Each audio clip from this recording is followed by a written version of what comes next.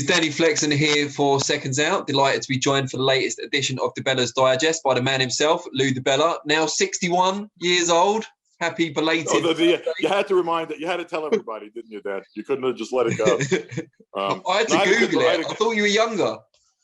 I had a good birthday, though, actually. I went up to New England, cruised around Maine and New Hampshire, and did a little touring, eating some good food, drinking some good things. It was a nice trip. I had a good time. So I'm not complaining this week. Yeah. Now we were wrong on Neary, but I have to say that when I looked at the numbers, I didn't touch the fight. And the reason for that is I just didn't. I thought Figueroa was a live underdog, and I actually feel similar. Like tonight, for example, like I think Taylor's going to win. I know when people watch this, the fight will have taken place. I think Taylor's just better at a lot of things, a little bit, than Ramirez. I agree. But Ramirez's whole package is a very hard fighter to beat, and I think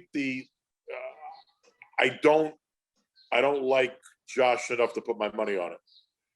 Do you know what I mean? On those odds, I think he will win, but I expect a fight that could be really close. Okay, now talking of evergreen men. Oh, by the way, hold on. How many times over the last 14 months have we said a fight's not done until it's done? How many premature announcements did we make fun of over the last year plus? Seems like a whole lot. And then look, if someone would have said you're going to get Pacquiao fighting Spence and you're going to get Fury, Wilder, Fury, Wilder 3. Those are the two fights you're getting over the summer, the biggest fights. People would be shocked, And possibly Joshua Usyk as well. Yeah, Joshua Usyk. I'll watch Joshua Usyk because I think Usyk deserves a shot at a heavyweight, title. He's not going to win. A great cruiserweight doesn't necessarily make a great heavyweight. True. And Chisora is a hell of a fighter, but he's a notch below the heavyweight champion of the world caliber. Certainly. And Usyk was lucky to get away with that fight. I just think Joshua was too good, too big. I mean, it's a combination of too big and too good, too strong. I felt Usyk beat Chisora fairly comfortably. I think we differ on that one, but no, he beat him comfortably. But you saw the difference between a heavyweight and a cruiserweight. And Chisora is not Deontay Wilder or Fury or Joshua. So, but the other fight you alluded to there was the one I wanted to kind of focus on this week, and Manny Pacquiao, assuming it is actually going to happen. I think the last Manny Pacquiao fight we heard about was via Ryan Garcia's social media feed, a mocked up poster similar to yesterday. But I think we can trust this one maybe a little bit more. Manny Pacquiao says... Yeah, I'm sure this one's going to happen. I'm sure it is. August 21st, 2 days after my birthday, actually. 40, in case you were wondering. I know I look much younger. Get it all the time. But yeah, big birthday.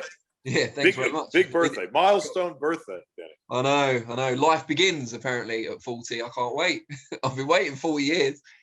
But yeah, Manny Pacquiao coming back after a long time out the ring against Errol Spence. For a long time, it seemed like Pacquiao was trying to stay away from Spence and Crawford. I think one of his team even said so, that he's going to make as much money as he could, but he'd avoid those two. He's got flown in the face of that, and credit to him, I guess, for stepping up to the challenge. It's a credit to him. I'm sure they made a financial deal that made it worth the Senators' time. Pacquiao's got to be making most of the money, or a good percentage of it. But you know what? From Errol Spence's perspective, what a great launching ground for your own stardom.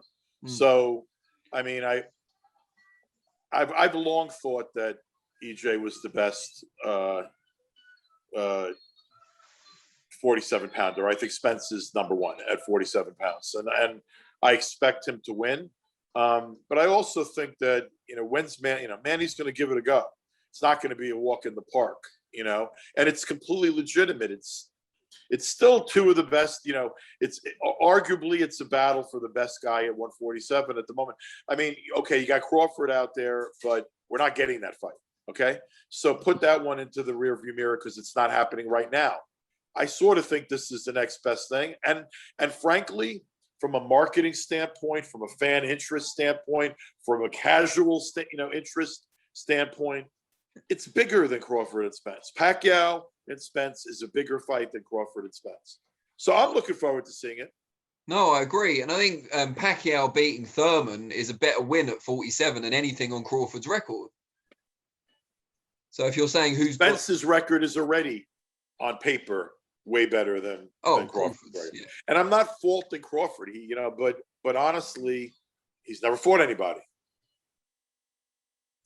Yeah, I mean, it's tough. It's a tough position to be in. Could more have been done, perhaps, on his side of the street, if you like, to make those fights happen? I know PBC have got somewhat of a monopoly on the top guys at 147, but maybe more could have been done, or maybe Crawford could have looked at catchweight fights to entice people. There are always things that can be done creatively. I don't think you could point fingers at one player and say who it was, because you have managers, trainers, fighters, promoters, but there's always more creativity that can take place. I sort of think that Crawford's run has just been less than scintillating, as good as he is, and he's great fighter, great talent. But the run of fights just hasn't been extraordinary, and you could argue, well, if you don't get the fight, you can't prove yourself, but there are things you can do to push the envelope a little bit, take a fight over the weight. There are things you can do. Take a fight under the weight. There are various things you can do. I don't know. The unfortunate thing is this: I expect Pacquiao to go down bravely, but I don't expect him to beat Errol. And I think Spence is going to win. And I think any chances of making the Spence-Crawford fight will be completely gone, because justifiably now Spence can say it's not a 50-50 fight. Go get out of here. I'm an attraction. I can sell out a place in Texas. I can sell a big pay-per-view event in Vegas. I've proven myself as an attraction. You haven't. And if they can't make the fight now over that kind of stuff, how are they going to make it later? Yeah, no, I agree. And you obviously expect Spence to win. I think I haven't thought too much about it, but I probably do too. The Manny of, say, 5 years ago, would he have stood a much better chance against Spence? Manny's looked remarkably strong lately. But I don't know that he still would have been favored. I think it would always been a great fight.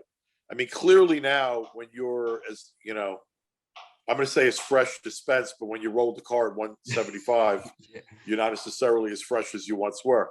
I don't think I still think you can't argue that Manny Pacquiao's not one of the best handful of fighters out there right now. Sure. Forget about just welterweights. So how can you criticize a fight like Spence and Pacquiao? You can't. The issue would be, why is Pacquiao want it? Well, I said this on Twitter, but it's the truth. Pacquiao's a different breed of animal. Pacquiao's his own thing, man. Pacquiao's been dominating and fighting the best from 118 pounds up until the 50s, And in theory, even if it doesn't go Pacquiao's way, he's got plenty to fall back on. He's a living legend, first ballot Hall of Famer. Or if he does want to carry on, he could still fight a Crawford. Well, I think, look, his legacy's not at stake. His legacy's already secure. Now, if he pulled off what everyone would think would be a big upset, he would be like one of the ultimate legends of all time. Like, if he beat Spence now at 42 years old, he'd be one of the he'd be on the Mount Rushmore. Put it that way. It would be like when Duran beat Iron Barkley, perhaps, something like that. Yeah, it's that kind of a feat, Yeah. Wow. And what does it do for Spence? Is it the upside for Spence? Is it more so about the attraction and the profile than it is about the name on the ledger, or is there still a lot of value in getting Pacquiao's name? Because he hasn't lost for a while. Yeah, but Pacquiao's name resonates with regular people, not just diseased boxing fans. And you over in the UK, you guys don't get this a lot because you miss it. is that boxing resonates with the average sports fan more in the UK than it resonates with the average guy here. But Pacquiao has that kind of crossover popularity. Everyone knows Manny Pacquiao. It's a great opportunity for Errol Spence, even if he's taking less money, which he has to be, than Pacquiao. It's an unbelievable opportunity. But it's not going to make him Pacquiao, but it's going to make him bigger than Crawford or bigger than just about everybody else. I mean, he's still going to be a pay-per-view attraction and a boxing attraction.